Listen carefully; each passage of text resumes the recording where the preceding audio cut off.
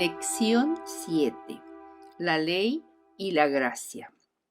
El versículo de memoria dice: no desecho la gracia de Dios, pues si por la ley fuese la justicia, entonces por demás murió Cristo. Gálatas 2:21. En nuestro tiempo, la mayor parte de la gente cree que no hay ninguna relación entre las desgracias personales o las calamidades naturales y la maldad moral o pecado. La razón de esto es que la nuestra es una era postcristiana, en la cual el pecado es un concepto que pertenece enteramente al ámbito religioso o que lisa y llanamente ha desaparecido. En vez de hablar del pecado con sus implicaciones de responsabilidad moral, usamos expresiones tales como alienación, separación, aislamiento, falta de ajuste, quebranto, etc. Tendemos a echar la culpa de la delincuencia personal y el crimen a la herencia, las condiciones sociales, la ignorancia y en forma particular a las condiciones económicas. Rara vez se interpretan sus condiciones teniendo en cuenta un creador y sustentador personal de un universo moral. El culpable rara vez reconoce que el problema del mal está localizado en sí mismo, no meramente en la sociedad. Cuando Dios creó a Adán y Eva, los dotó con la libertad para hacer elecciones morales, es decir, que tuvieran en cuenta el bien y el mal. Incluso el árbol de la ciencia del bien y del mal les hacía comprender que el mal existía aunque ellos no lo conocían. No es posible apreciar a un Dios amante sin la percepción de la maldad y el pecado personales. Mediante el mal uso de la posibilidad de la libre elección moral que Dios le había dado, Adán llegó a tener una naturaleza carnal, pecaminosa. Los designios de la carne son enemistad contra Dios, dice Romanos 8:7. Adán, arrastrando tras él a toda la descendencia humana, saltó de la libertad bajo Dios a la esclavitud bajo Satanás. Pasaron de la inmortalidad potencial a la mortalidad pecadora. La enemistad contra Dios y su voluntad permanece siempre latente dentro de cada persona no convertida. El pecado no siempre son palabras o actos malos. Muchas veces son motivos y actitudes opuestas a la voluntad de Dios. Este es el mal interior o la esencia del pecado. Nuestra lección habla de la ley y de la gracia. Habiendo hecho esta introducción, veamos ahora la ley. El Salmo 119, 105 dice: lámpara es a mis pies tu palabra y lumbrera a mi camino. Declaración que muestra la doble función de la ley. La primera es iluminar, enseñar y por lo tanto ayudar a avanzar hacia adelante. Y la segunda en proteger del peligro y velar por la seguridad del caminante, ya que la lámpara a nuestros pies alejará a las serpientes. El libro de Deuteronomio y la ley En este libro, quizás más que en cualquier otro libro del Antiguo Testamento, donde la gracia y la ley están tan entrelazadas que sería difícil distinguir una de otra. Para Dios, la ley es la manera de hacer que su voluntad sea hecha en la tierra a través de la existencia humana y su historia. Para Israel, la ley es la señal tangible de su relación de pacto con su Señor. Deuteronomio 10, 1 al 5 contiene el relato de las segundas tablas que Dios le ordenó a Moisés hacer después de que las primeras fueran quebradas por él. Así como Dios escribió la ley en tablas de piedra, su verdadera intención es escribirlas en nuestro corazón. En Deuteronomio 5, 6 al 22 se recuerda la proclamación de los 10 mandamientos en el Sinaí cuando estaban en la presencia inmediata de Dios y Moisés fue el mediador entre Dios y su pueblo. Moisés, a través de todo el libro, hace un llamamiento a su pueblo a ordenar sus vidas de acuerdo con la voluntad de Dios. Obediencia significa vida, desobediencia significa muerte. Consciente de los peligros de la idolatría, Moisés pone énfasis en la supremacía de Jehová y de su ley, la naturaleza espiritual de su culto y servicio. Puesto que los israelitas iban a ser, en un sentido especial, los guardianes y depositarios de la ley de Dios, era necesario que el significado de sus preceptos y la importancia de la obediencia les fuesen inculcados en forma especial a ellos y por su medio a sus hijos y a los hijos de sus hijos. Y cuando sus hijos preguntaren en el futuro, ¿qué significan los testimonios, estatutos y derechos que Jehová nuestro Dios os mandó? Los padres debían repetirles que el objetivo de ellos era que nos vaya bien y todos los días, y para que nos dé vida como hoy, y tendremos justicia cuando cuidaremos de poner por obra todos estos mandamientos delante de Jehová nuestro Dios, como Él nos ha mandado. Deuteronomios 6, 20 y 25. El libro de Deuteronomio y la gracia es el segundo punto.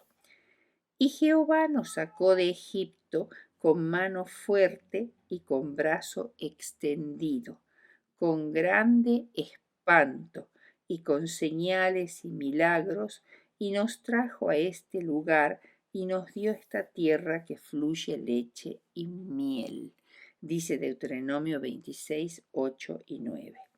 En el libro de Deuteronomio se pone de manifiesto de manera extraordinaria la gracia de Dios, la maravillosa intervención de Dios a favor de su pueblo escogido al liberarlo de la esclavitud y sacarlo con mano extendida del mayor país del mundo en ese tiempo, de hacer lo que ellos mismos, reducidos a la esclavitud, al trabajo forzado y a la severa opresión de los faraones de la 18ª dinastía, de ningún modo podían hacer por sí mismos, fue en realidad un despliegue extraordinario de la gracia de Dios.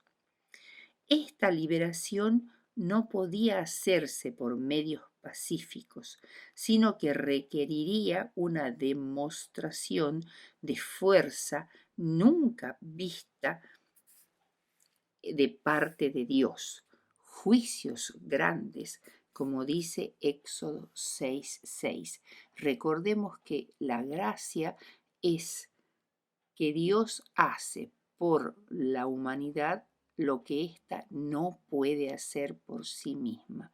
Y en este caso, Dios llevó a cabo una magnífica liberación que nunca, jamás pudieron haber hecho los israelitas por sí solos. Las plagas que estaban por caer sobre Faraón y su pueblo serían castigos infligidos sobre una nación orgullosa y cruel por un juez divino. Dios tenía el bendito propósito de hacer de los israelitas su pueblo especial, sacarlos de la opresión como el gran libertador y darles la tierra prometida como posesión. El mensaje de Moisés a Faraón de parte de Dios era: Israel es mi hijo, mi primogénito. Ya te he dicho que dejes ir a mi hijo para que me sirva. Las plagas tenían por objeto destruir la confianza de los egipcios en el poder y protección de sus ídolos. El primer milagro que Moisés hizo delante de Faraón y de los sacerdotes egipcios fue cuando su vara se transformó en serpiente y destruía a las serpientes que los sacerdotes hacían aparecer en forma mágica, y era importante porque entre los egipcios las serpientes eran objeto de adoración. Incluso la cobra, que es un tipo especial de serpiente muy venenosa, estaba en la tiara del faraón como protectora de la realeza. El segundo milagro iba dirigido contra el río Nilo, el cual era también un dios muy reverenciado, pero el agua de este río, que era objeto de adoración, se transformó en sangre y los animales que contenía en una masa de podredumbre. El tercer milagro, el río Nilo, produjo una inmensa cantidad de ranas que infestaron toda la tierra y molestaban mucho al pueblo. El río Nilo, fuente de toda bendición y riqueza, ahora era una fuente de peligro para los moradores de Egipto. Además, las ranas eran animales sagrados para ellos. Una de sus deidades, Eket, era una diosa con cabeza de rana que presuntamente tenía poder creador. El cuarto milagro fueron los piojos sobre hombres y bestias. Estos piojos, o más bien jejenes, eran muy irritantes y producían una inflamación muy dolorosa de la piel. Mientras esta plaga duró, ningún acto de adoración pudo realizarse entre los egipcios. El quinto milagro fue la plaga de las moscas, destruir la confianza del pueblo en Belcebú, el dios de las moscas, que presuntamente los protegía de ellas. El sexto milagro destruyó el ganado que estaba en el campo. Esta plaga tenía el fin de anular todo el sistema que hacía rendir culto a los animales, como por ejemplo el buey apis o toro sagrado, el carnero, la ternera, la cabra. El séptimo milagro, cuando Moisés tomó un puñado de cenizas de un horno donde probablemente se ofrecían sacrificios humanos para propiciar a Tifón, el principio del mal, aparecieron tumores y llagas en todos los habitantes de la tierra, incluidos el faraón y los sacerdotes. El octavo milagro fue la terrible plaga de granizo con truenos y rayos que causó gran destrucción, especialmente fueron destruidas completamente dos cosechas que eran fundamentales para los egipcios, las de cebada y las de lino, además de muchos animales muertos en el campo en la granizada. El noveno milagro fue la plaga de langostas, cuyo control estaba, según los egipcios, bajo el dios Serapis. Fue la más temible que Egipto había conocido hasta entonces, el gran ejército de Dios, y destruyeron todo rastro de vegetación que había quedado en pie después del granizo, especialmente las cosechas de verduras, hojas verdes, arbustos, la corteza de los árboles y los frutos de los árboles frutales, como los higos, las granadas, las moras y los dátiles. No quedó cosa verde alguna. El décimo milagro fueron espesas tinieblas dirigidas contra la adoración de Isis y Osiris, el sol y la luna, que creían que dominaban la luz y los elementos. Esta plaga aterrorizó a los egipcios durante los 3 días y 3 noches que duró, y finalmente el onceavo milagro terrible, la muerte de los primogénitos, tanto de animales como de hombres, e incluso el príncipe heredero al trono, y esta plaga fue decisiva.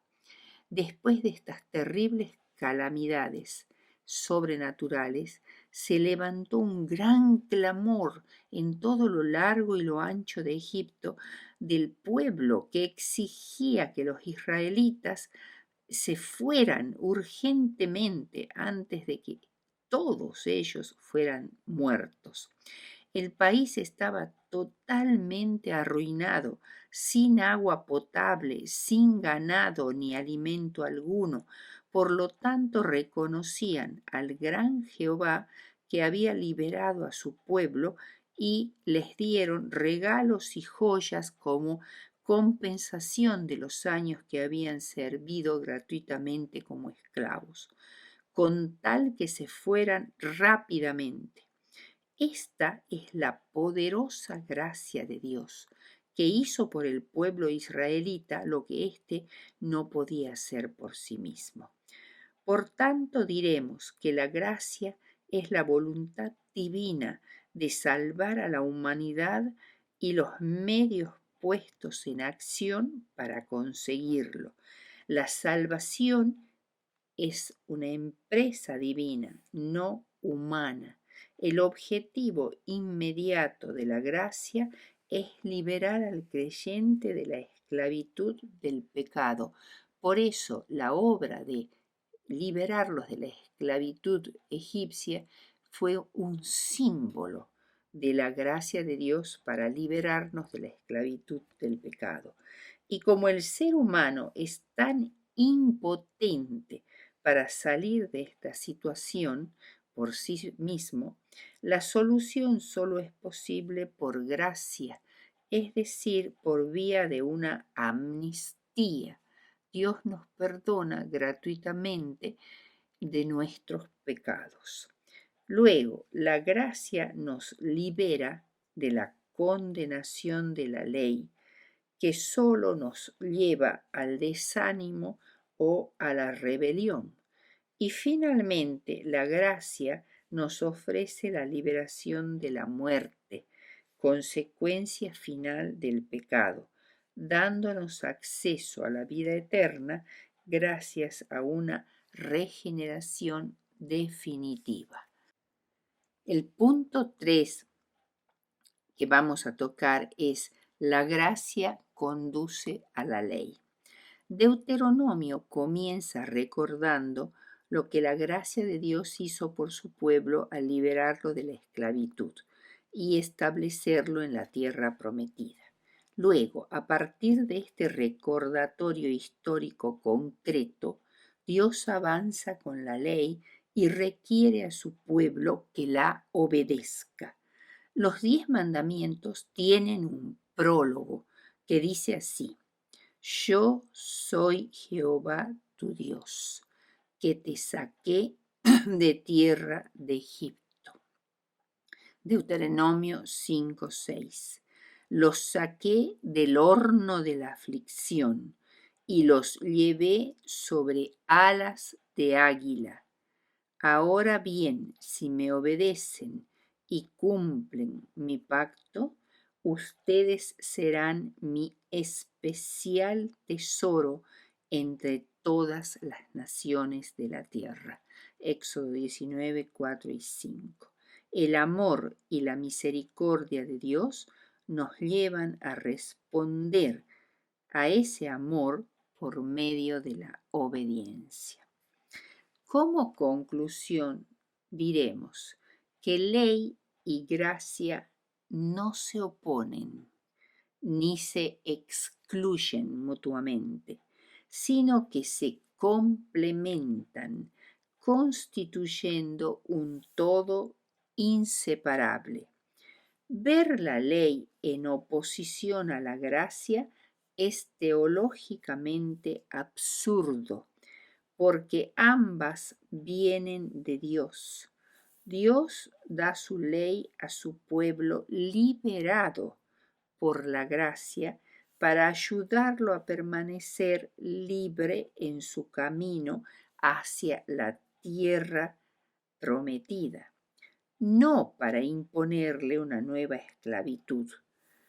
Todo lo negativo de mi historia, de mi vida, queda en manos de su misericordia y no en el infierno de mi subconsciente, definitivamente fuera de mi alcance.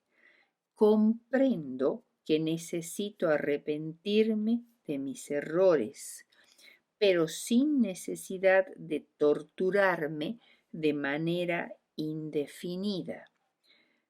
Sería tomar mi perdón a la ligera, olvidando el alcance infinito de la gracia. Si me ha liberado del peso aplastante del pasado, me puede liberar también de sus consecuencias. Gracias a mi nueva libertad, puedo proseguir mi camino con nuevas fuerzas, sabiendo que mi vida puede volver a empezar sobre mejores bases.